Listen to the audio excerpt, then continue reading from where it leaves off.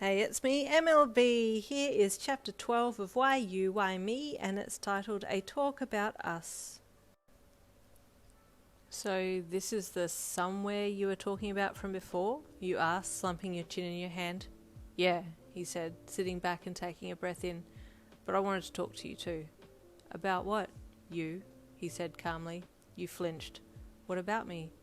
Well, I know your life up until the accident. What happened exactly? He asked, leaning forward on the table again and giving you his full attention. You sighed and launched into what happened during the accident, giving him extra information from what your grandma, parents and siblings had told you during those times that you didn't remember. He listened intently. He was very interested in what you had to say, even though you thought it was useless information. You got to the part about what the specialist had said, and his interest piqued that little bit more. Wait, so the seizures are caused by me then? He said. Not the accident. No, well, it's not caused by you, but it's just because we're connected. But the connection had been broken, so my body spazzes every so often. He grunted. Is there any way to fix this? Not sure, you replied, looking up and thinking.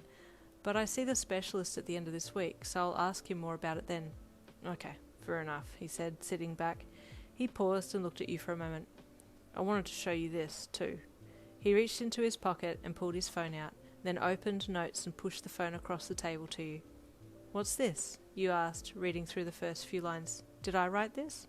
Yeah, he said. We used to keep each other informed about what was happening in each other's lives, so we could keep on top of things. You read a bit more before looking up at him. Could I please have a copy of this? He eyed you before nodding. Send yourself a copy. You did, making a mental note to read it that night. You chatted a bit more about other random things before exiting the shop. He walked you home before saying a curt goodbye and leaving. You went straight to your room to read the messages that you had sent yourself a copy of. You were starting to get more and more curious about this guy. Maybe he's not too bad underneath it all, you thought. You curled up on your bed and opened the messages of notes that you had sent yourself from his phone.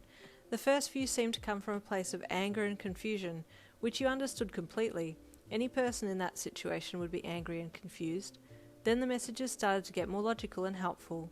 You smiled when you realised that you and he had started signing off the notes with, "See you in 2 days," as it appeared that this happened every 2 days.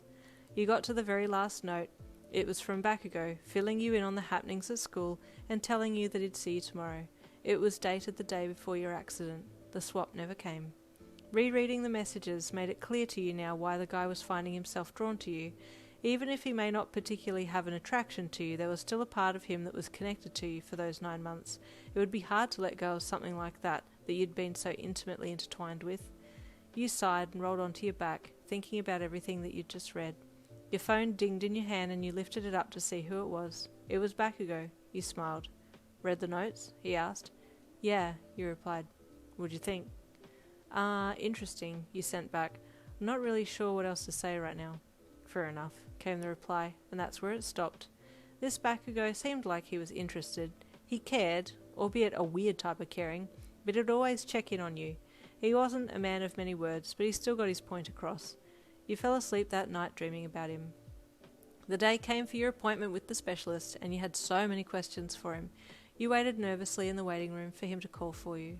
Finally he appeared and beckoned you into his office. Yin, how have you been? He asked, glancing down at the clipboard with your information on it. I see you've still been having the seizures. Yeah, I have, you replied. But I think I've found the guy that I was swapping bodies with. I still have episodes when I meet him, but since we've spoken about the body swaps, I haven't had any more. Does that mean they'll stop now? He scratched his cheek and looked away slightly. Have you two kissed? What? You squeaked, putting your hand over your mouth. No? Well, it'll probably keep continuing then, he said, grimacing slightly. Wait, so you're saying we need to kiss? Yes, that's exactly what I'm saying, he said brightly, like he hadn't just told you to kiss the rudest guy you know. You need to realign the DNA connection. Saliva contains DNA, so this is the easiest transfer. Unless what? You asked, leaning forward in your seat, hoping he had an alternative. No, you're too young for that, he said, dismissing the thought with a hand wave. Too young for what? You asked. You still didn't know what he was talking about. The transfer of body fluids, he said, deadpanning. Like surgery? You asked naively. No, Yin, I'm talking about intercourse. You screamed. The minute you left the specialist's office, your phone dinged. Bakugou was wanting to know how you went. Should we meet in person? You asked. There's a lot to cover. Yeah, okay. At the cafe we went to last time. Meet me 3:30 p.m, he replied. You sent a thumbs up back to him and made your way to your mum's car. And there ends chapter 12. Stay tuned for chapter 13.